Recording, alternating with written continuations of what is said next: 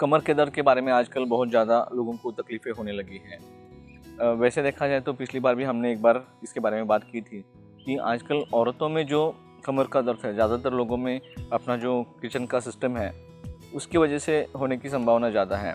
जहाँ पे काम करते वक्त किचन में उनको थोड़ा सा बेंड होके खड़े रहना पड़ता है, सुबह 1-2 घंटा, शाम को 1-2 घंटा, और उसमें जो अलाइनमेंट है कमर का वो बिगड़ जाता है। ऐसे थोड़ा सा बेंड होके रहने की वजह से इसका जो वेट है वो पूरा शिफ्ट हो जाता है कमर पे और घुटनों पे, और उसकी वजह से ज़्यादातर लोगों को आजकल आफ्टर 50, आफ्टर 60 कमर का दर्द शुरू हुआ है, घुटने का दर्द शुरू हुआ है। अब ऐसे देखा जाए तो जिन लोगों को आज कमर का दर्द, घुटने का दर्द नहीं है, वो लोग इसके लिए क्या कर रहे हैं? वो लोग तो सिर्फ वेट कर रहे हैं कि अपनी बारी कब आएगी। तो ये तो हम समझ गए हैं। तो इसके वजह से एक्चुअली वो किचन का जो सिस्टम है उसको बदलना बहुत ज़रूरी है, और जितना हो सके नीचे बैठ के नहीं, मतलब एटलीस्ट एक कुर्सी की हाइट पे बैठ के खाना बनाना ज़्यादा ज़रूरी है।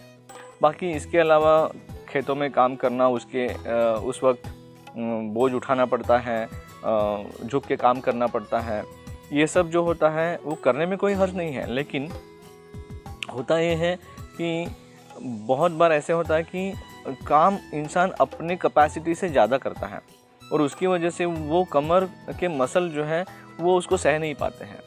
अब हमेशा हमें ऐसा लगता रहता है कि जब कमर का दर्द होता है या फिर जोड़ों का दर्द होता है तो पहला जो अपना ध्यान जाता है वो अपने हड्डियों के ऊपर जाता है, और हड्डी घिस जाना या फिर उसमें डीजनरेशन पैदा होना। इसकी वजह से हड्डियों को ट्रीट करने की हमें एक इच्छा पैदा हो जाती है, या फिर डॉक्टर्स भी उसके तरफ ज़्यादा ध्यान देते हैं। लेकिन वास्तवता ये है कि दो हड्डियों को एक साथ एक अंतर पे बनाए रखने का काम जो है वो मांसपेशी करते हैं, मसल्स करते हैं। तो मसल्स की ताकत बहुत मैटर करती है, और मसल में ज़्यादा ताकत रहेगी तो उनको दो हड्डियों को एक दूसरे के पास नहीं आने देगा, और एक अंतर में उसको बनाए रखेगा। जब एक अंतर में बनाए रखेगा तब वो घिसेंगे नहीं, एक दूसरे के ऊपर रब नहीं होगा।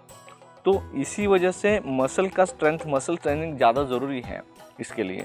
इसलिए इन सब वजह से एक प्रकार का जो स्पॉन्डिलाइटिस बोलते हैं वो पैदा हो जाता है, जैसे हम उसको लंबर स्पॉन्डिलाइटिस कहते हैं। अब आजकल एक उसमें कॉम्प्लिकेशन ऐसा पैदा हुआ है कि जो रिएक्टिव आर्थराइटिस है, मतलब जो खून की गर्मी बढ़ जाने की वजह से दर्द होता है, वो कई सारे लोगों में मिक्स हो रहा है। मतलब जिनको चिकनगुनिया हुआ है, जिनको वायरल इन्फेक्शन हुआ है, जिनको डेंगू होके गया है, कोविड हुआ है, ऐसे लोगों में ये ज़्यादा होता है।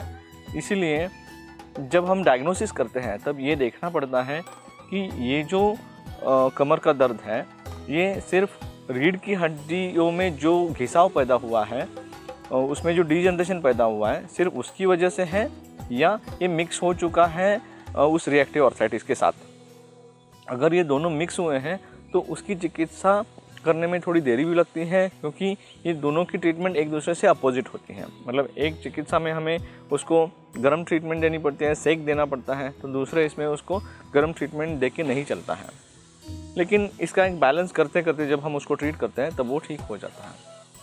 और जब हम बात करते हैं स्पॉन्डिलाइटिस की, मतलब रीढ़ की हड्डियों में घिसाव पैदा हुआ है, तो उन दो रीढ़ की हड्डियों में एक डिस्क होती है, वो डिस्क जो है दब जाती है दो रीढ़ की हड्डियों के बीच में, और उसकी वजह से वो पीछे सरक जाती है। पीछे सरकने की वजह से पीछे जो एक बड़ी नर्व होती है जिसको हम स्पाइनल कॉर्ड कहते हैं, उसको वो दबाती है, जहाँ से उसका सप्लाई पैरों में जाता है, पैरों के पीछे से हिप तक जाता है, थाइज में जाता है, उंगलियों में जाता है, और फिर कई सारे लोगों को उसमें दर्द पैदा होता है। चलते वक्त दर्द शुरू हो जाता है, वहाँ पे नमनेस मतलब सुंदपना आ जाता है, चींटी दौड़े जैसा टिंगलिंग सेंसेशन होता है। ये सब लक्षण जो है ये साइटिका या लंबर स्पॉन्डिलाइटिस की हैं। इसमें ग्रेड होते हैं, मतलब सीवियरिटी के अनुसार, उसकी तीव्रता के अनुसार। जब ये बहुत ज़्यादा बढ़ जाता है तब सर्जरी के अलावा उसका कोई पर्याय नहीं है। लेकिन पहले 2 या 3 स्टेजेस में इसको हम आयुर्वेदिक दवाइयों से, पंचकर्म से, योग आसन से और प्रॉपर लाइफस्टाइल और डाइट से ट्रीट कर सकते हैं। इसमें ट्रीटमेंट में स्पेसिफिकली पंचकर्म में, उसमें कटी बस्ती मतलब ऑयल पुलिंग किया जाता है, कमर के ऊपर सेक दिया जाता है जिसको हम पत्र पोटली बोलते हैं, बस्ती दिया जाता है। मतलब बस्ती दो प्रकार का होता है, एक तेल का बस्ती होता है, दूसरा काढ़े का बस्ती या फिर दूध का बस्ती होता है। सो इन ट्रीटमेंट को जब हम करते हैं तब पहले तो मसल रिलैक्सेशन हो जाता है। मसल रिलैक्स होने की वजह से स्पैज़म कम होने की वजह से दर्द कम हो जाता है और मसल की फ्लेक्सिबिलिटी बढ़ जाती है। ये होने के बाद फिर धीरे धीरे योग आसन से जो रीढ़ की हड्डियाँ एक दूसरे के पास आई हुई हैं उसको थोड़ा सा ट्रैक्शन बैठता है। धीरे धीरे ट्रैक्शन बैठने की वजह से उसका अंतर बढ़ जाता है और ये जो डिस्क सरक चुके हैं उसको जगह मिल जाती है। इसकी वजह से धीरे धीरे उसका दर्द कम होने लगता है और बीमारी जो है वो अंदर से कम होती है। फिर इसके साथ जो हम दवाई देते हैं वो दवाई अंदर की जो इन्फ्लेमेशन है, जो गर्मी बढ़ चुकी है उसको कम कर देते हैं। वहाँ पे लुब्रिकेशन बढ़ाते हैं, मतलब वहाँ पे जो चिकनाहट होती है, चिकनापन होता है उसको बढ़ाती है। उसकी वजह से फ्लेक्सिबिलिटी और बढ़ जाती है और इस तरह से इसको हम ट्रीट कर सकते हैं कम्प्लीटली। लेकिन इसको मेंटेन करना पड़ता है। रीढ़ की हड्डी हो, जॉइंट पेन हो, हड्डियों का कोई भी बीमारी हो, मसल्स की बीमारी हो, इसको अगर हम लोग ऐसे ही छोड़ दें या फिर एक बार दर्द कम हो गया ये समझ के, वो गया ये समझ के अगर हम उसको छोड़ दें तो वो पीछे नहीं आएगा, वो आगे ही चला जाएगा और दर्द और बाद में वापस पैदा हो सकता है। इसलिए उसको मेंटेन करना पड़ता है कुछ दवाइयों से और योगासन से।